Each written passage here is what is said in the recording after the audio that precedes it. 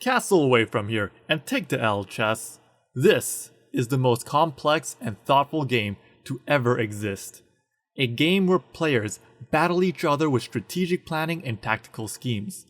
A game where massive supercomputers are assembled in order to calculate the numerous potential options a player may make. A game where it rivals the elaborate depth of Chutes and Ladders and puts Settlers of Catan to shame. Now, you may be wondering, what is this game? Behold, Tic-Tac-Toe.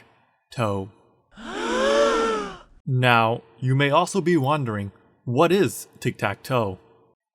Tic-Tac-Toe is a game that is fundamentally ingrained into the foundations of our society. But to understand this game, we have to go back to its origin. Developed around the time of ancient Babylon, this game was played by monarchs and nobles for ownership of lands. A rectangular board segmented into 9 areas is set up, and players take turns placing an X or an O symbol on the area. When an X or an O is positioned, it signifies a claim to the location. And should a special arrangement be developed, such as a line, that means that the land is in harmony with each other, and a point is scored for the player. Many dynasties were forged in such crucibles, and likewise many noble houses were destroyed in such battles over this game. One particular royal line, the Aristotelians of the ancient Romans, caught news of such a game when trading with the Dutch Empire and decided to visit Babylon itself. There, they learned the intricacy of the game, took it back to Rome, and renamed it Tyrannus Dominus Ticonderoga, which roughly translates to pencil landowner. From there, the game quickly became accessible to the common person and became a beloved recreational pastime for all. Cheap but high-quality bronze game boards and pieces were sold wherever the long trading arm of the Roman Empire reached, and quickly propagated the popularity of this game. Unfortunately, when Julius Caesar was assassinated by Brutus and a Roman Senate with X's and O-shaped daggers shoved into his back, the game quickly became banned due to association with violence and the obvious death of the late emperor. So great was the ban that the Roman legions were actually dispatched all across the world in order to enforce such a decree. A Roman legion that was dispatched to uphold the ban actually carries a modified aquila, the battle standard of a Roman legion. These modified aquilas were adorned with the legendary tic-tac-toe boards, in addition to the eagle, and were often wrought with poor game ratings from board game geeks.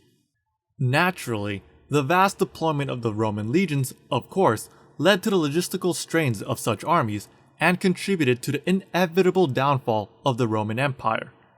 Ironically, the absence of tic-tac-toe, or Tyrannus Dominus Ticonderoga, did not create an uproar amongst the plebeians, because a competitor game was brought over from Canada called Mancala, which is why they have similar sounding names and 3 syllables each.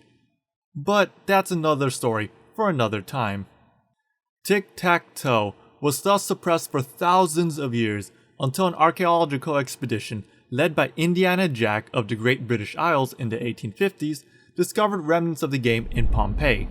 However, the game discovered were not simply the X's and O's we imagine tic-tac-toe to have today. Instead, it had 2 additional symbols, a square and a triangle. These were laid on top of the board in a diamond fashion. Modern scientists currently believe that the heat from Mount Vesuvius, the nearby volcano, worked to melt and reshape the structurally weaker bronze O pieces into squares and triangles when it erupted. Indiana Jack postulated that there must be other sets in the world, and requested special grants from the University of Cambridge for additional expeditions. Thus, with his whip in hand, he set on a quest to find an intact set of tic-tac-toe. Indiana Jack's journey will not bear fruit or make major progress until 1884, where an earthquake stemming from the Ramapo Fault in New York, USA, revealed an ancient Roman outpost in stellar conditions, along with a mostly intact copy of Tyrannus Dominus Ticonderoga. Indiana Jack then pieced together the information he gathered from his travels and expeditions and developed his thesis, which eventually became the basic rule set for tic-tac-toe. Unfortunately, during this time, the game never became popular as it was in the past. most likely from different competing forms of entertainment. And although Indiana Jack was recognized for his research studies and archaeological findings, and was even honored with a knighthood, he ran into major debt trying to fund these expeditions, despite the grants given to him. As a result, he sold part of his rights, patents, and findings to Sonai in May 7th of 1946 to pay off all existing debts. There, Sonai used the recent acquisition to develop the prototype of the PlayStation game console, which is how the PlayStation developed a unique controller layout and button schemes of square, circle, triangle, and X. In addition, every single new PlayStation console came bundled with a game disc called Tic-Tac-Toe, which is of course a simple game where you play tic-tac-toe against either the computer or a second player. As time went on, tic-tac-toe became mainstream again, largely in part to the popularity of the PlayStation and the bundled game. It started off slow. First, small local tic-tac-toe tournaments were formed in tiny towns. Then, regional cities. Then, across the nation. Then it took off, and international tournaments were organized. Before anyone knew it, tic-tac-toe became a sensational game played by celebrities, scientists, carpenters, teachers, students, kids, and basically everyone. One magazine even specifically stated that this game is a revolutionary turning point in history. But the adventure of this game doesn't end here. With the advent of computers and computing power, various games came into the spotlight of this revolutionary technology. Some of these games include chess, Go, Uno, and of course you know it, Tic-Tac-Toe. Programmers and scientists develop highly specialized and complex algorithms for popular games in an attempt to beat the world's best players. Deep Blue was built for chess in 1985, and shortly a year after that, Deep Red was built for tic-tac-toe in 1986. Then, the reigning tic-tac-toe world champion, nicknamed Flaming Stick, played against Deep Red for the first time and lost in a close match, 2-3.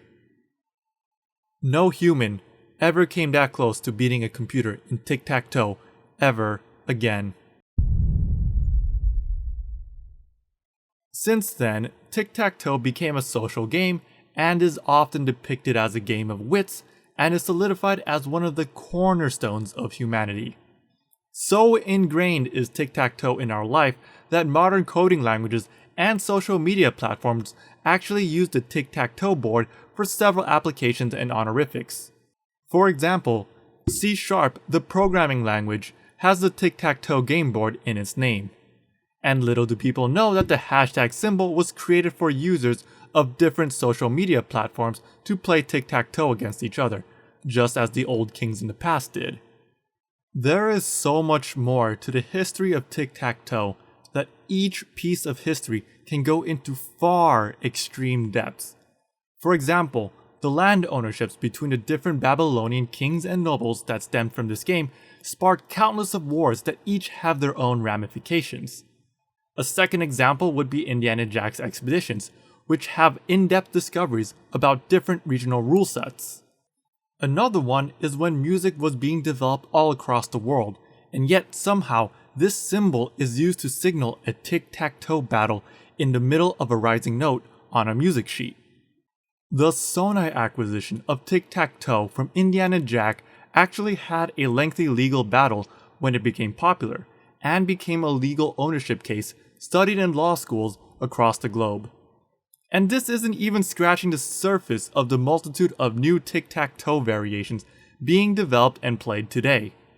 Games such as Ultimate Tic-Tac-Toe were created, and powerful computers allowed the development of quantum tic-tac-toe, which is actually used as an introduction to actual quantum mechanics. And new variations are currently in the works this very moment, constantly reaching and influencing nations, education systems, economies, and more. So in the end, is tic-tac-toe a great game? Of course it is. It is quite possibly one of the most perfect games to ever exist. With a rich history stretching far back to ancient Babylon and the high peaks of Rome, Tic-Tac-Toe has influenced nearly every single great moment in humanity's history. It has shaped our development as a species. And if you don't understand this by now, then let me put it simply. I rate Tic-Tac-Toe a happy 2023 out of April Fools.